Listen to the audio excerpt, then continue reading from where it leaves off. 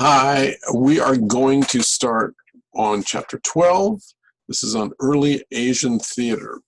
Now, we looked before at, Egyptian, Greek, Roman theater. This was all before the birth of Christ, and that was kind of the high point of Asian theater, of Western theater.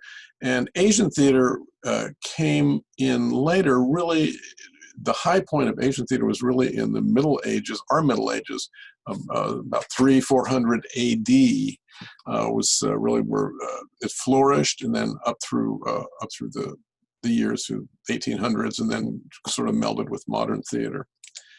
So in India, the Sanskrit drama was the noble, like Latin. It was the language of the ruling class, of the educated class, and these were dramas that were done basically typical stories, love stories, kind of just like Western theater. There's not much difference.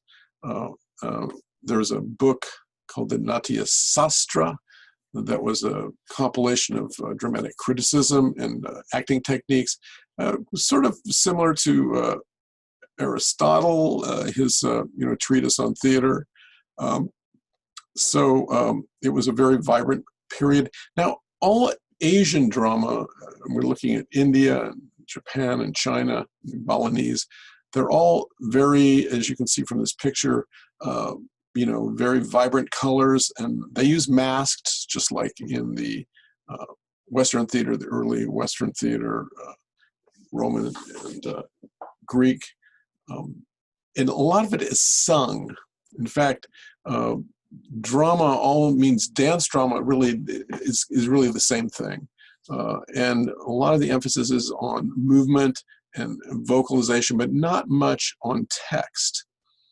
And then later on in the 1800s, the Kathakali was a newer kind of dance drama, but really maybe to the uneducated eye, it all kind of looks the same. It's all sort of, dancing and movement, and all done really with a religious background, like the Greek and the Roman tragedies, done with in honor of the gods.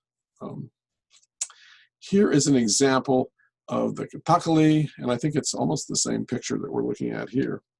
Let me see if I can pull it up.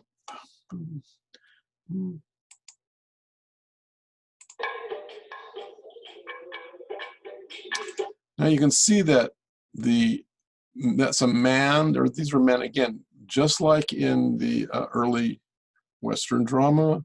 All the parts were played by men, and so that just is the tradition. Again, it was considered not correct for a woman to play, and again, it was probably the religious. These were all done with religious reasons too, so maybe there was that kind of paternalism with that. Notice the very precise movements, all of that is very studied and worked on, done with an accompaniment as well.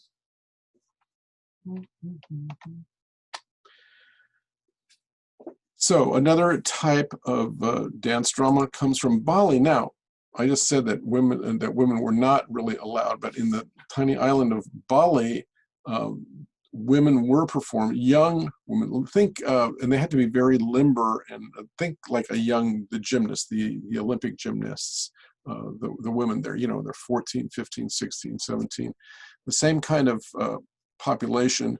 For the Balinese dance, these women were performing, and also with the older men, the priests being the performers too.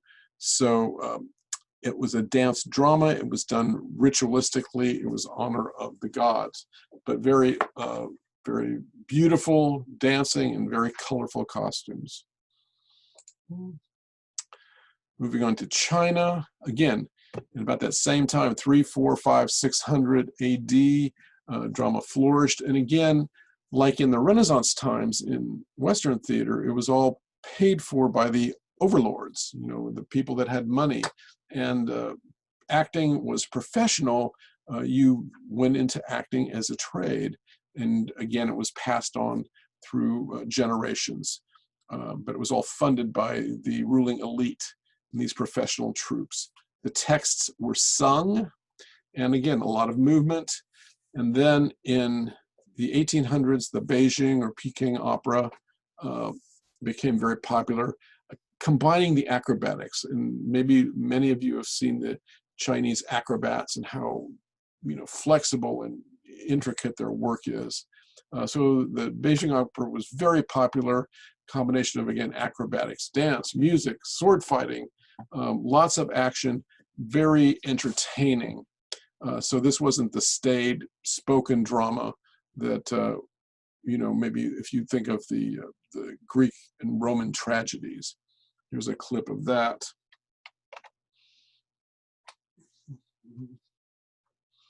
Where's my little part of it? There we go.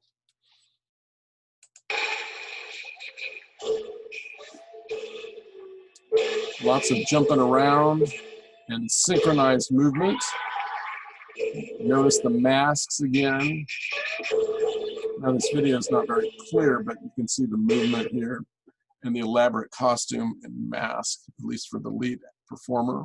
The precision, the training it takes to achieve that kind of level of skill.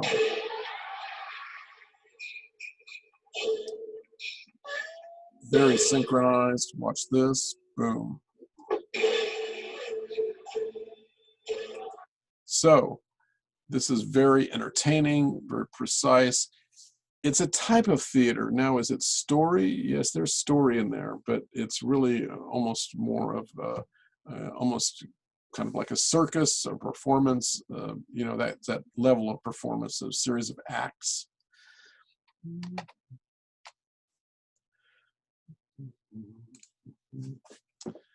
And the theater spaces are interesting, the kind of combination of this particular Chinese theater production has the stage here, they have the tables, kind of like at a cabaret, you might seat, and then they have basketball seating on the side, and then again, seating at the back. So it's kind of unusual. Definitely strata here. I would assume that these are maybe the less expensive seats, except maybe if you're up close. These are obviously the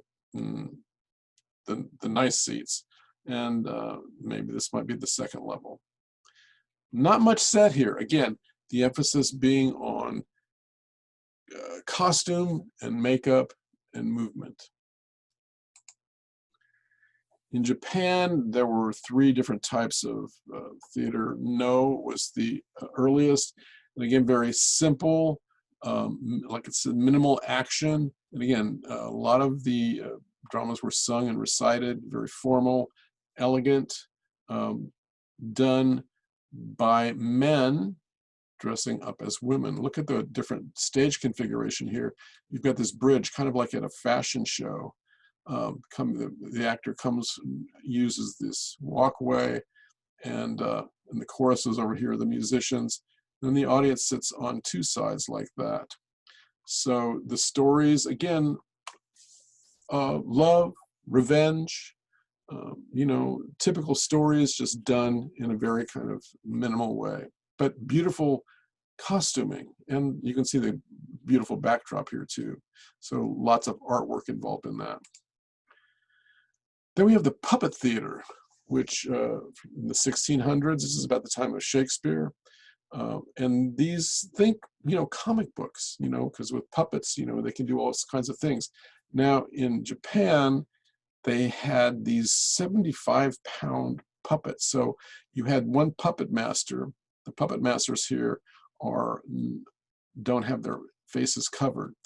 They're the leads, and then the worker bees are also manipulating these puppets. And the craftsmanship on the puppets is interesting. All the fingers are movable, and you know, you cut the head open, you know, the splits open, just excellent workmanship.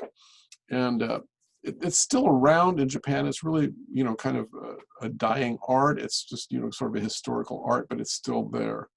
I do have a clip here that I can pull up.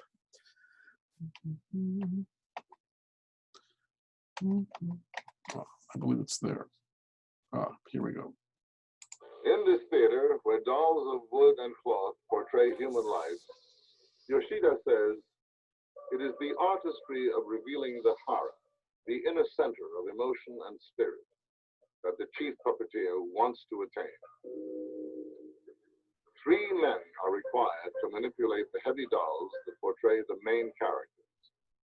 Only the face of the head puppeteer can be seen. Dressed and hooded in black, his 2 assistants are accepted by the audience as invisible. This play tells of a samurai who seeks to avenge his father's murder. Revenge. Fighting.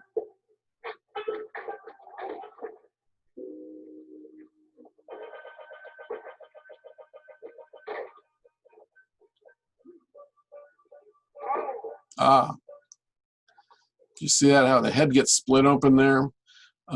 They had that rigged to do that. So pretty exciting. And audiences loved it. It was very, very popular in the 1700s. And out of that came kabuki, which is kind of interesting. The writing and the stories from bunraku were converted to plays for actors in kabuki. So they took that over and played that out. And again, the stage here, they still have a kind of a walkway. This is a hanamichi. And the stages are also a little bit more elaborate on the design. The musicians chant and tell the story. The audience basically sits here sort of like in a proscenium. And again, more elaborate scenic effects. I think I have a clip here. You can see that, again, men are playing the parts. Plays. But eventually, only male actors perform the plays, a tradition that has remained to the present day. Yes, women did start out, but they got co-opted by men. Actors who specialize in women's roles are called onagata. 2 other major role types are aragoto, rough style, and wagoto, soft style. The actors speak in a monotone voice and are accompanied by traditional instruments. So you can see how stylized the movement is. Again, you could liken that to maybe some of the presentational style of acting in the early, 1700s.